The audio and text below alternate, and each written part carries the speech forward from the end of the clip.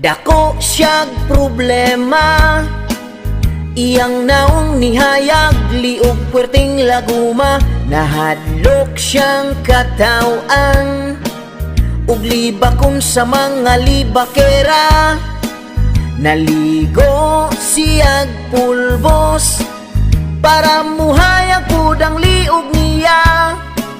Puwerte niyang mahaya, wagi apilag bagnos, sa kuton nga gibutang ag pagwapa.